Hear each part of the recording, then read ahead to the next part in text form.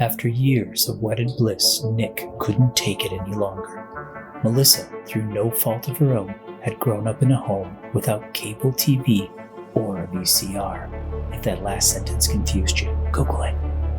This had resulted in her having very little pop culture movie knowledge. In order to right this injustice, the duo will watch and discuss movie after movie until Melissa has caught up with the zeitgeist of her generation. Welcome to their journey. Well, Merry Christmas. Merry Christmas. It is actually Christmas, like right now. December 25th. December 25th, today. We survived. And yeah, do you know what we're watching tonight? No. You don't know what we're watching?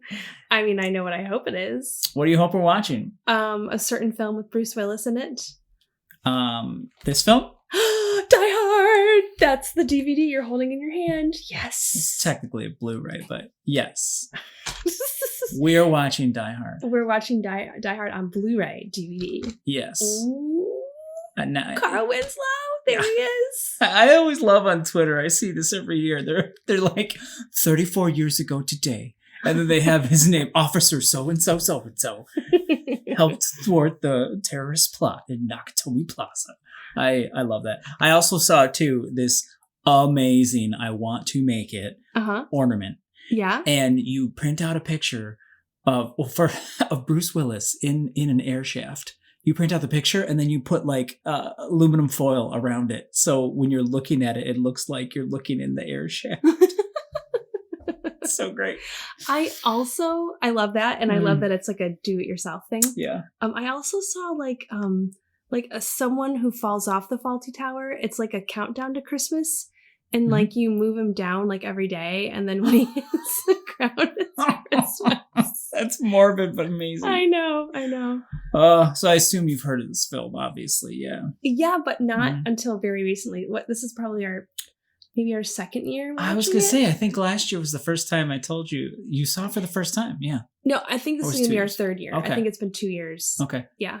Oh, because we did Die Hard 2 last year, right? I think. Yeah, we did. Yes, we did. Yeah. I remember that. Yeah. Awesome. Wow. So why do you like to watch this around Christmas? You asked this year. Obviously, you've been asking. I know. Well, it is a Christmas movie. It takes place. You're so my wife. On Christmas. Yeah, it does. I think it's Christmas Eve, but yeah. Okay. Christmas Eve. And it's it's a really good action movie. Yeah, it is. It has like all the elements that I like in an action movie. Okay. Like twists and like inside job, like a heist thing going on. And Bruce Willis is like, I just love him. He's great. Awesome. He's great in the movie. I love when his voice cracks. That's my favorite part. Yeah. He's really good at doing that. It is good. Yeah. What more can I say? Okay. Yeah. Do you remember what era this movie was made? Like if you guessed what year it was? I'm like trying to look at it on the DVD right now. I don't know. Not fair. You don't know? I mean... Is it from 2020? No. It's like what, early 90s. Oh, okay. Early 90s. Okay. Interesting. You make me feel like a science experiment when you're like, I know. Oh, I'm making my notes. Interesting response. I also couldn't pass up this. There's a present in my hands. Yeah. Go ahead and open for it. the woman who has everything from hubby. Yeah. Okay, I'm going to open this. Do it. For the woman who has everything. Is it the ornament that I described? I wish. No, I'm not that cool. What in the world? Okay. Ooh. Security seal on the box. Shut up. It's Gizmo, the gremlin.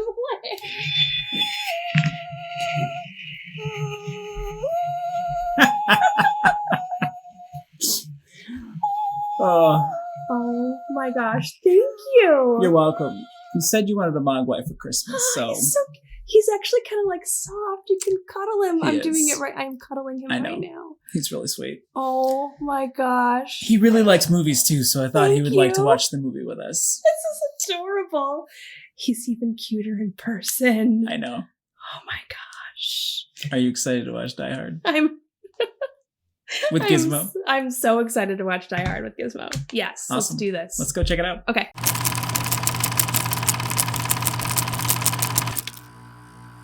Yippee-ki-yay, Melissa Tucker. Hi. Hi. How are you? I'm so good. I'm so happy we watched that.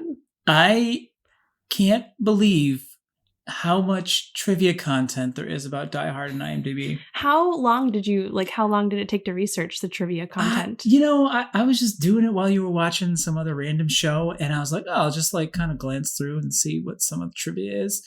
And I probably did it for like, what, a half hour? Yeah, I think you did. And it was only a third of the way through the trivia, which is crazy. Which oddly lines up with the movie. It's a 2 hour and 12-minute action movie. That's pretty long. True. It's like back then too. Like, anywho, yeah. Yeah.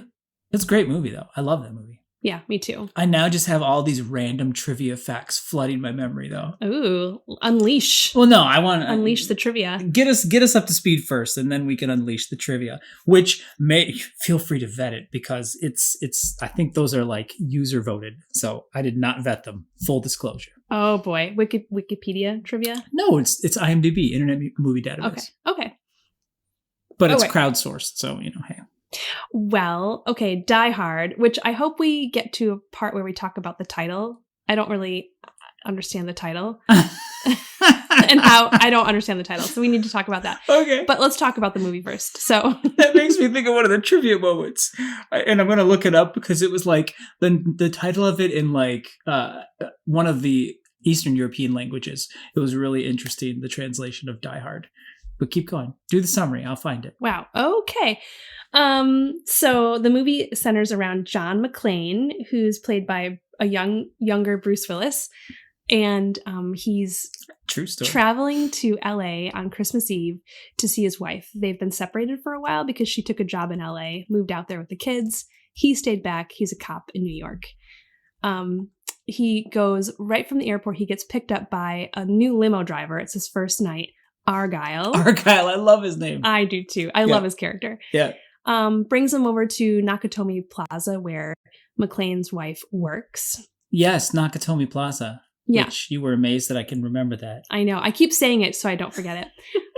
And so he arrives at the Christmas party, and it is like a full-blown 80s Christmas party at the office. 80s. On the 30th floor. And so he sees his wife again. She has to go give a speech. And that's when terrorists take over, and they hold all the people there hostage as they try to go about getting all this money that's in the vault. Not money, it's like banknotes or something. Yes. It's hard not to talk about trivia while you're doing the summary. Keep going. Go ahead, Phil. Well, okay. Go ahead. First off, like, this is based on a book, right? And it was... I did not know that. Yes, and I've been waiting to tell you because I think you're going to want to read the book. I do, yeah. You're a book nerd. So it's based on a book. I think Clint Eastwood had the rights to the book, and he was planning on starring in it in the 80s. That's where the trivia fact ends. I don't know why it didn't happen. I do have no idea, but I'm like, oh, that's interesting. But, there's so many. So there's a lot. Keep going though. You were on. Okay. Keep going. Sorry. Are you sure? I'm about to go into like 17 different trivia facts, so you better keep going. Feel free to unleash. I'll unleash whenever I feel the next one come. All right. So there's terrorists that have planned this out. They want to get the banknotes. They're not terrorists. That's what it was. They're not terrorists. They're not terrorists. They're thieves. Yes, the director, they're thieves. The director was like, this is way too heavy. He didn't want to do the movie because he's like, I don't want to do a movie about terrorism, all the political connotations and everything. It's a super heavy topic. So he just, in order to like make it more palatable for him, he changed the story. Because in the book, I guess, it is terrorists. Oh, okay. So he changed the story to make it bank robbers. So it's just, they just want money. Yeah, in the movie, they are bank robbers, self-identified as bank robbers, as thieves. No, but everyone else, the police, the FBI, they call them terrorists because they're smart. They're on the outside. Yes. Okay, so anyway, the robbers, the thieves, led by Alan Rickman. He's the ringleader of the thieves. Who did not want to take this part. He'd been in Hollywood for like 3 days. What? The producer and director, I think, saw him in a play somewhere, and they were like, "That's Hans. That's our Hans." And That's our Hans. That's our Hans. They knew it. And Alan Rickman like shows up in Hollywood, and they're like, "Oh, you're going to do this thing." He's like, "I don't want to be a typecast as a bad guy, as like a villain." And it turns out he had to wrestle that like the rest that he did so amazing and so great. Everybody loved it so much that he, that's what happened. Like he had to keep struggling against it. Wow. Yeah. My favorite Alan Rickman performance? He really was good in the movie. He was really good. What's your favorite Alan Rickman performance? I loved him in Dogma. In Dogma. Yeah. Who was he in Dogma? He was the metronome, the voice of God. He's an angel. He's an angel. Oh, okay. He's an angel, and I think it was the metronome. I could be wrong. It starts with an M. I remember that much. And he's the voice of God. He would show up and he would herald. That was like the whole shtick. Oh. And he's just like this curmudgeon-y British guy, and it's just really hilarious. Okay. Wow. It's been so long since I've seen Dogma. Yeah. I think I saw that in the theaters. I did too. That was the last time I saw it. But you remember. See, that's great for you. I've seen it since I saw it in theaters, but yeah. Okay, so Alan Rickman, he's amazing as Hans Gruber. And at the same time, where am I? So the thieves are taking over. But John McClane, he was like not in the group when they took over. So they don't know he's there. He's a cop. And so he starts to kind of like figure this out, get safe. He starts taking out these thieves one by one.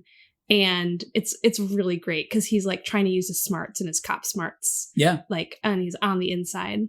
Later, the cops come and he has one contact with the first cop that shows up, who is the man who played Carl Winslow in Family Manners. Yes. And Carl Winslow is amazing.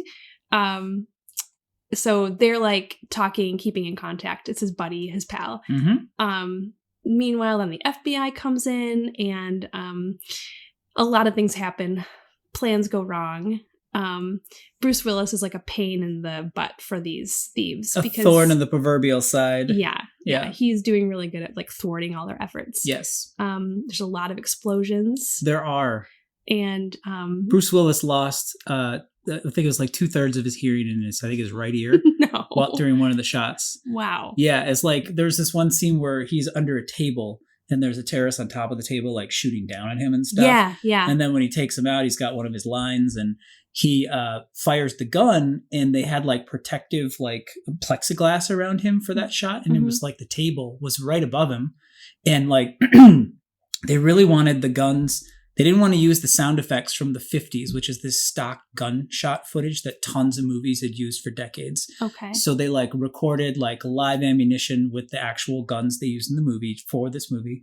And then they had, they loaded their blanks with extra gunpowder just to make it so, and you notice this, like all the scenes where they're shooting the guns on top of the building and inside, you just see these huge bursts of flames. Yeah, you do. Yeah. And you can see it from, there's one shot where they're on the ground when Carl Winslow looks toward the tower. Yeah. And you can see like flashes at the top of the tower. And so he's under the table and he fires the gun off, and it's like double as loud as it normally is. So, and that echoes right back to him and bounces around between the table and the plexiglass and loses, he wears a hearing aid like in one ear. Yeah. Crazy. Wow, that is crazy. That was a good scene though, where he's under the table and he's shooting up and Yeah. A lot of the lines that you love in that movie are them like Bruce Willis was starring in Moonlighting. He was like super famous for that comedy. So a lot of the lines he does in this, like, they didn't really know what to do with the character. Like they literally were like halfway through the movie, they figured out kind of what his arc was going to be, which is funny to say in an action movie, I know, but they still do that. Right. And so they actually shot some stuff afterwards once they knew what the core of the character was. And they allowed him to use his like comedy skills for a lot of like quips and stuff in the film. Actually, it's funny you say Moonlighting because I was going to tell you that was the only... I had never seen Bruce Willis in anything except I saw like one episode of Moonlighting when I was a kid, and then Pulp Fiction. Actually makes me want to watch Moonlighting because I've seen a couple episodes, but it was when I was younger. Well, so I had only seen him like an older version of him in Pulp Fiction. Like before you saw Die Hard, like last year, 2 years ago? Yeah. That was it? That was it. No. That's all that I can think of. Okay. Oh, wait, no, there's that other movie Seen with a lot of Bruce. Yeah. 12 Monkeys. Yep. Yeah. But I'm just saying, like, I only knew him as like older, so seeing him younger was Okay. was cool for me to see. You don't remember Looper, where they have Joseph Gordon-Levitt?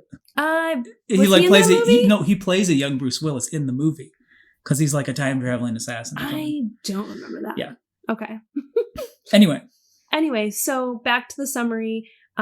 He's he's just like totally making it hard for these guys to actually steal the money. And their plan is unraveling. And Argyle gets in on the action at the end. Carl Winslow gets in on the action, and he does escape. And the bad guys are totally thwarted. Yes. Alan Rickman, he he falls off the building. That was to like his death. Yes. Well, presumably. I mean, he falls 30 stories. But yeah. That was a crazy effect for the day when they did that. Was it? Like, I can't remember if it was a green screen or not, but they did like the way they do the slow-mo and stuff, and you see his face when he's falling and everything. Like, it was really cool. That's a really awesome part of the movie. That was a part where I was watching it thinking, oh, if it was a movie made now, he'd like fire a shot. Yeah. As he was going down, but he didn't. Yeah. That was one of the things too I read was like, it, unlike a lot of other action movies, the main bad guy and the main good guy don't really fight. They don't have like a fist fight where they like throw down. Well, but one of my favorite parts in the movie is when they are face to face. Why does he go? So Alan Rickman goes up to the roof, and Bruce Willis, he goes up there to check on the C4 that's on the rooftop. Yeah, he's got to check out the and maybe he got the detonator by then, and he was putting it in. No, he was just checking on stuff. He didn't have the detonators yet. Okay. Well, Bruce Willis like kind of jumps down. Yeah. Barefoot, sweaty. Yeah. Holding a like machine gun. Yeah, he has his machine gun, yeah. And then Alan Rickman just pretends to be one of the hostages. Yeah. And with an American accent. Yes. Brilliant, like really cool moment where they're face to face. And you're like, is Bruce buying this? Yeah. Is he believing him? Because he hands him a gun. He's like, all right. You ever shot one of these? Like, let's go. It's go time. He gives him a gun. Yeah. And then when he actually turns around, he hears Hans like speak German into the into the walkie. Yep. And pulls a gun on him, and click, there was nothing in it. Yeah. McClane knows better. That's a great moment. It is. I love that moment. I have like 4 trivia points from everything you just said. 1, Alan Rickman, he like bruised the cartilage in his knee when he like jumped down from that like 3-foot thing. So he needed to like have like not be on his leg for like a week. So he like had a brace, and for that whole scene, they're just standing, and he has like an injured leg during that week of filming. It's so funny you say that, because when he says like, oh gosh, and he's like doing like when he first says it, he does look like he's in pain. Well, he may have been, because that's when he was low. The other part is they didn't rehearse that scene like together because they wanted to like have the energy of like just interacting for the first time together. Yeah. And they didn't know, they were trying to figure out too, like they didn't know Alan could do an English, like an American accent. So they're like, can you do one? He's like, yeah. And he could do it pretty well. So that's why that was part of the reason they did that too. Just because he could do it and they could improv it kind of thing. It's such a cool, tense moment. Yeah, it's so great. The terrorists, though, they were not picked. They were picked for their height and intimidation factor. Like of the 16 terrorists, I think it was like 14 of them are over 6 feet tall. They're just big guys. Yes. They look like a hockey team. And none of them like the most German person in the film is Bruce Willis. Like he was born in Eastern Germany, Western Germany. What? And his mother's German, and his father was in the armed forces. Oh, crazy. So it's funny because he's the all-American hero and they're German terrorists, but none of them are German. They're other Europeans or Americans acting like it. Yeah. I mean, he's the cowboy. Let's call him Roy Rogers. Yes. And their accents were bad enough that when the film was shown in Europe, they like re-edited a bit and tried to make him into like European terrorists and just picked like a generic, like tried to be fuzzy with where they were from. Not exactly a country, just an area. Yeah. Were you good? Mm-hmm. Okay. So I was thinking about your favorite line in the movie, which really surprised me. your favorite part of the movie? You're like, oh, this is my favorite part. I'm like, what are you talking about? Yeah, I love that part. What's the part again? At almost the end, Mhm. the whole time that all the hostages are being like held, John McClane's wife goes under the radar. They don't know Yep. that they know each other. And it's not until the very end they figure it out. And so Alan Rickman takes her with him as, to get back at John and as a bargaining chip. And all the other hostages go somewhere else. Well, so they're down there and John McClane finally like comes down the hall and he's limping. He's covered in blood, sweat, and tears. Shirtless. He looks awful. And he's like stumbling Yep. and holding the machine gun again. Yep. And he says, "Hi, honey." Yeah. In his cracked voice. I love that part. Bruce Willis totally improv that line. Really? Yeah. He just totally just made it up. That's great. Yeah. Oh, it's my favorite. It works so well too. Yeah. It's good stuff. So Nakatomi Plaza Mhm. was actually 20th Century Fox's studios. They had just built the building. Really? So it was like the film company that was making the movie owned the building. So a lot of the explosions they did in the movie were real. They were literally like using like real explosives to do crazy stuff because they're like, oh, it's ours and we're building it. Well, so they were setting off They were setting explosives off in their brand I new mean, building. So a lot of the explosions, it's like pyrotechnic explosions. They're Okay. not like doing structural stuff, Mm-hmm. If you've ever seen any behind the scenes stuff, it's like they do it for like the blanks are a good example. You just load more gunpowder so it seems like a bigger explosion. Huh. But it was loud enough though with the firing of the guns and all that stuff. There were like people on a couple floors doing like admin and stuff, but they were like, this is too loud. So they would shift to just do night shoots. So they were filming while people were working. Yes. In their brand new building. Yes. Wow. Yeah. I just thought that was wild. That is wild. So and people like afterwards, because the movie was such a hit, afterwards they would like go and want to get their picture taken outside the building and all that, and so they had to like stop it because it was becoming distracting. So I guess like too, like the numbers they list in one of the scenes or something, like it's literally the people who were working there at the time, like in one of the shots. I don't remember which part, but that's just so wild to me that they were blowing it up. And there were floors that were still under construction and stuff. So, and they would transform them to their needs and things like that. It's such like a weird, like, coincidence or that, what do they call it when the stars align? Whatever. Hollywood magic. Hollywood magic. Yes. Kismet, I think is the word I was thinking of. There you go. Yeah, it's pretty crazy that was happening. And Bruce Willis was this huge star. This is the part where the trivia Wikipedia-ness comes in. Okay. One thing I read was like, oh, well, he had to work day and night because he was doing Moonlight and he was contractually obligated to that. And then he would go do Die Hard with the other things. And it was really cool because part of that was other characters who were smaller got bigger parts because he was just like drained because he was doing both. Right? Okay. Like Argyle got more scenes, few more scenes, stuff like that.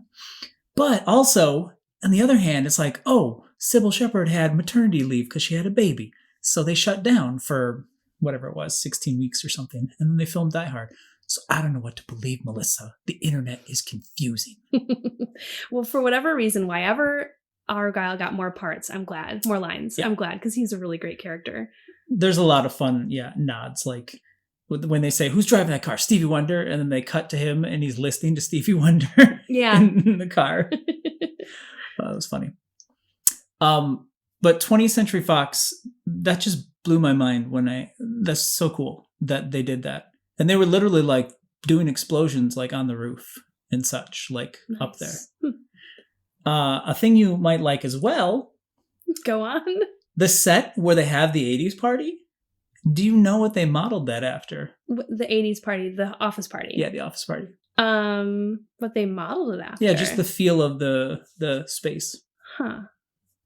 I don't know. It's a very glamorous feeling office. There's the office feels kind of very nice. The separate offices are really big and they have like couches and I don't know what.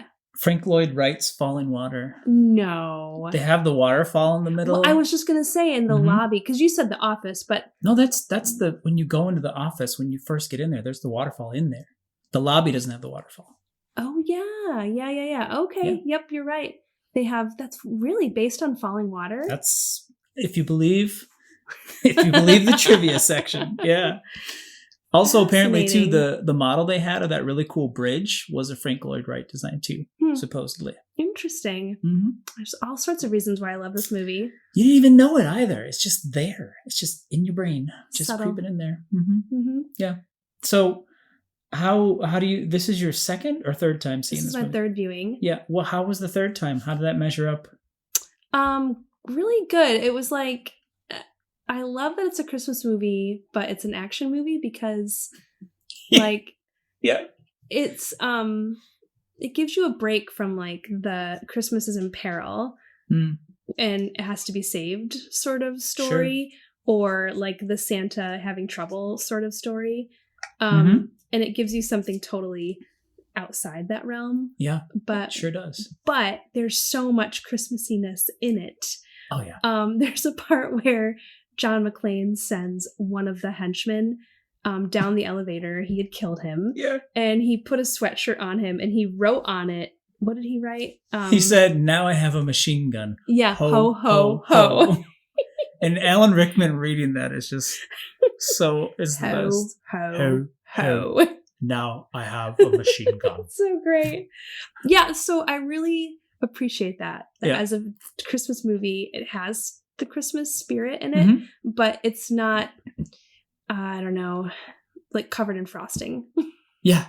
Like the way that they thematically too, like Ode to Joy is the Yes. bad guys like theme song kind of, which the composer was like, I'll do Strauss, and he like listed all these other composers like, but I'm not going to do Beethoven. I can't drag him through the mud like that for an action movie. And then the producer was like, Stanley Kubrick used it in Clockwork Orange. And he was like, oh, okay.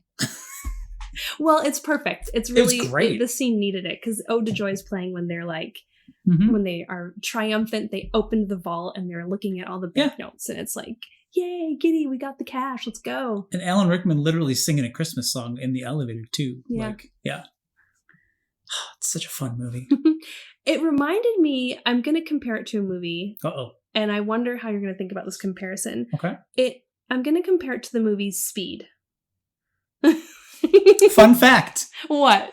The What? cinematographer in Die Hard is the director of Speed. Oh, well, okay. And Go on. And there's a couple like things that load in there. Like the experience he had doing the elevator shots. And that's Yes. really Bruce Willis in the elevator, like on top of the Whoa. elevator. Whoa. The experience he had doing that like inspired the opening of Speed. No way. Yeah. Wow. And like some of the one of the fake names of one of the courier trucks, I think, is used in Speed too. You see it like in the background of some of the shots. Speed 2 or Speed as well? Speed as well. The reason it reminds me of Speed is because the story is basically there's this one guy who's trying to like take on all the bad guys or solve the problem, and he has to like be clever and what? I'm sorry. Whenever you mention Speed for longer than 3 seconds, the whim of a madman comes in my head from Dennis. Dun, dun, Yeah, dun, Dennis dun, Hopper. dun, dun. The whim of a madman. It just echoes in my brain. I can't help it. Sorry. It's okay. I surprised you with the Speed You reference. really did. I can tell. I was going to bring it up. I'm glad you brought it up. Oh, But yes, so it reminds you of Speed. I agree. a similar storyline. Mhm. Yeah. For like, one guy trying to like do all the stuff and he's on the inside. Mhm. When for John McClane, like when the police come, they're like, they don't take advantage of him. They're just like, and then the FBI, same thing. Yeah. Like- So, yeah. There's a lot of like really stupid men in this movie. Yeah. There's the TV reporter Yeah. who gets the first wind of Yeah. what's going down at Nakatomi Plaza. Yes. He goes over there. He's also the principal. He plays the principal in Real Genius. Right. That's not a principal in Real Genius. He's the he's like science he's guy. He's the guy who like He's the bad he's guy. running a think tank kind of a thing, Yeah, it's not. Yeah. I'm sorry, it's not. He's the a principal. professor, I think. Anyway. Yeah. He's just so infuriatingly Yes. jerkish. And he also tries to get the Ghostbusters. He closes them down and releases all the ghosts. He's that guy too. Really? Yeah. It's been a long time since I've seen Ghostbusters. Wow. Okay. Halloween. Halloween is coming up in however many days. A couple hundred days. 300 something. Mhm. You're thinking of the deputy chief. He was the principal in the Breakfast Club. And Yeah, he is also a jerk. He was an idiot. Yes. The deputy chief of the FBI was an absolute idiot in this movie. Ebert hated that character so much that he gave the movie a thumbs down. Wow. Well, the character, he's the most unbelievable character. Like, you're looking at him and listening to him, and you're like, how is he the leader of the FBI? He does not deserve that. He was job. the LA cops, but yes. Okay. His lines at the end, though, I think I told you, he gets good lines at the end of the movie. Like, his last 2 lines are good. But, what were they again? I don't remember. Oh, he says, they're quips. They're like funny quips about like, well, I guess that guy's not getting up again or something after Hans falls out or something like that. Yeah. I mean, yeah, he was an idiot. They don't really redeem his character like, 3 centimeters, maybe 4 tops. Not enough for a thumbs up from you. No.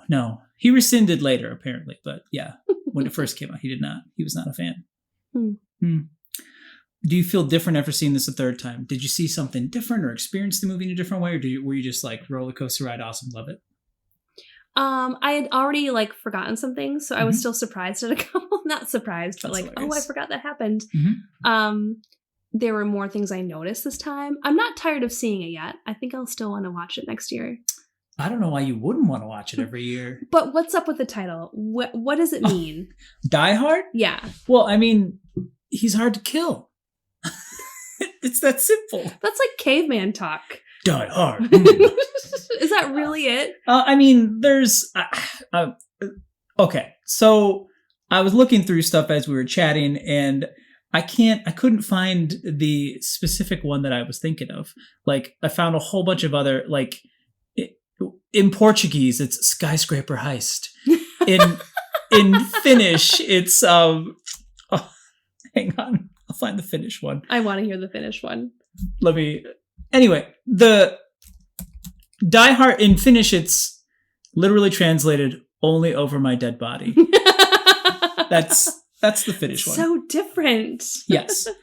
Oh, this is it right here. It's the Serbian, Croatian, and Bosnian translation of the title is, in English, Die Like a True Man. Wow. I love all of those. Yeah. All of those could be titles of this movie in English. The pirated VHS of in the same language, the title is Sell Your Skin at High Price. What? So rare. Wow. So no, it's literally just, he's hard to kill. So that's high. Oh, yeah. I just remembered the other very stupid man. The coworker who was doing cocaine. And yes. That guy is such a chauvinist, like 80s Wall Street cokehead jerk. Yes, exactly. Yes. Complete with the suit, the big shoulders. Yeah, the whole thing. Did you get the joke when he went in to talk to Hans? I think I knew this was a joke, and then I forgot about it this time, and then I read the trivia, and I was like, oh yeah. He walks in and he's like, first off, he totally improv the line, Hans, booby. And Alan Rickman didn't know he was going to say that because they're improvising. So his confused look was him literally being confused that he's calling him booby. But once he's all cool and everything, he's like, hey, you got any coke? Oh. He was asking for hilarious. cocaine. Wow. And then they just didn't understand the reference and gave him a Coca-Cola. Wow. That's really great. See, I had no idea. Third watching. Oh, Norwegian title is Operation Skyscraper. Really hooked on, taken with the fact that it happens in a skyscraper. I mean, it does, really. The Spanish title is Crystal Jungle. What? Ugh. Is that a reference to a skyscraper? I don't know. I like that. In Poland, it's The Glass Trap. which makes me think of the glass onion, actually. yes. It says the original title in English idiom is hard to translate correctly, as it would sound like it is hard to kill him or he dies slowly. Well, isn't that kind of the point? It is hard to kill him. Yes, and he does die slowly. Do you know what scene makes Bruce Willis like still cringy when he watches it? He gets queasy. Pulling glass out of his feet Yep. over the sink. Yep. Yeah, that makes me queasy too. Yeah, it's pretty intense. That it definitely is the more cringeworthy part of the movie. Totally. Yeah, it's not gory. Yeah. Yeah, the deaths are actually, the action is varied, and like the deaths are not gory. Well, yeah. Sorry, I just saw the Hungarian title. What is it? The Hungarian title is sorry. Give your life expensive. And the sequel is your life is even more expensive. And the third part is life is always expensive. I mean, they just went with this expensive Oh theme here. my goodness. That is so amazing. Oh, so great. I love it. So are you telling me there's a Die Hard 3? How many diehards do you think there are? Two. I thought there were two. There's more than that? Yeah. Like how many? How many do you think? Oh, please. Just tell me. How many? There's 5. What? Yeah. Whoa. I bet you can't wait to hear blown. all the translations of those titles. We may have to sprinkle those in because those are way past the 80s. But yeah. Okay. Oh man. Whew, wow. Only over my dead body. Sorry. Die Hard. Any more questions about the Die Hard name? You good? Where can I get a job translating movie titles? It sounds like a really fun job, actually. Indeed. What do you think the worst part of the movie is now that you've seen it a couple times? The worst part? Mm-hmm. You mean like poorly? I don't like the part where the journalist, the reporter, he goes to the house of kids. John McClane's wife, Mm-hmm. and he gets the kids on camera and Yeah. he's asking them questions. Yeah. That's ridiculous. I think we've figured out in the journey of the movie, Yeah. you can call her Miss McClane. Yeah. You don't have to call her Holly Gennaro anymore, or John McClane's wife. Well, but then it leads her to punch him at the end. Yes. And that I totally support. Which is totally a plot point in the next movie, if you recall correctly. Oh yeah. Kind of. Mhm. Kind of. Yeah, it is. So what message do you think this film has? Wait, what is your least favorite part? Least favorite part of the movie for me? Not least favorite. What was your question? The worst part. Oh, the worst part of the movie? Actually, I can just thinking of bloopers that I read about in trivia, and I really want to rewatch it again. Oh, okay. The scene where he's running through the broken glass, Yeah. he had like special feet prosthetics on, so his feet look really big in that scene. Oh. So I kind of want to watch for that next year. Okay. And then the other one, this one's like a really, I really like this one. When the big bad guy, he like wraps the chain around his neck and wheels him across the room, and he's hanging in the air. You see Bruce Willis, and over his shoulder, you see the actor who just got hit against the wall, just like sitting in the background. Oh, really? Yes. Wait, so when the guy, he's like wrapped, he's hung by the chain. Yes. Is that the same guy who comes out at the end? Yes. How does he get down? I don't know. Maybe he's using his Ujjayi breath. He's just like put his body into stasis. Does he have a strong pinky? A kung fu Actually, pinky? He has a kung fu pinky. Everything, everywhere, all the time. You actually hit upon my most are you kidding me moment of the movie. Yeah. And I completely get why they did it. I understand it. I arguably like it. It's slightly cheesy. They did it for Carl. They did it for Carl, yes. But anyway, the fact that they got that guy down from the chain. And I don't know if you noticed, but when he gets up, he shuffles off a blanket. They must have put a blanket on him or something. And he has his machine gun in his hand still. They took his body off of the chain, brought him down, covered him in a blanket. And he had his machine gun still. And then he shuffles off the blanket and he's going to shoot the McClanes, you know? Yeah. Like, come on. Like, who did that? That person's getting fired. Like, come on now. Yeah. I just get, wow. I can nerd out about this stuff, but certain things really make my nerd blood boil. And that one's like, I can suspend a lot of disbelief, you know, but yeah. You're not going to leave the gun. I can't. On the man you just took down. Come on. You're just not. No. The person whose job it is to like clear bodies off of the site, or the paramedics who brought him down. If there was a blanket on him, maybe the paramedics were like, he's still alive. Let's bring him down. Better keep that gun there. You don't want to move it because he might puncture something. You got to keep him stabilized. Keep that gun in his hand. Wait, so are you telling me that he was on a paramedic thing when he stands up? All I'm is saying, that like visual? Can you see that? I remember, from what I recall, you look and you just hear commotion. Yeah. And you see him get up, and I swear he had like a blanket or something because he shifts it off and it falls down. And then he raises his gun. Huh. Okay. So, more things to look for next year. Next year, we got to have a list. Don't think you're getting out of it. What's the message of this movie? Don't do drugs. Don't do drugs. Got any Coke? I don't drink Coke. That's a good one. That's true. You don't.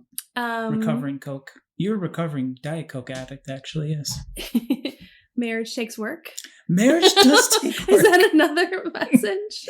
I think the message of this movie is sometimes people die hard. In crystal menageries, palaces, castles. Okay.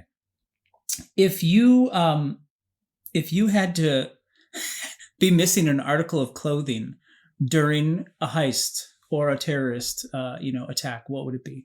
Yeah. It has to be an inconvenient one. Yeah. Can't just say my coat. Yeah, I would be okay with going barefoot.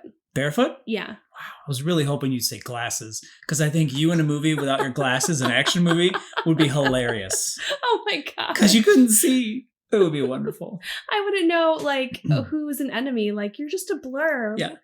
Call out if you're good or bad. Yeah. No, Are you good or bad? Are you the enemy? Yeah, the fact that he's barefoot in this movie, it's such a strange, like, handicap that's given to him. It really works. It really does. Yeah. Yeah, I would rather go barefoot. Okay. Yeah. Mine would be I wouldn't have my phone on me. Oh no.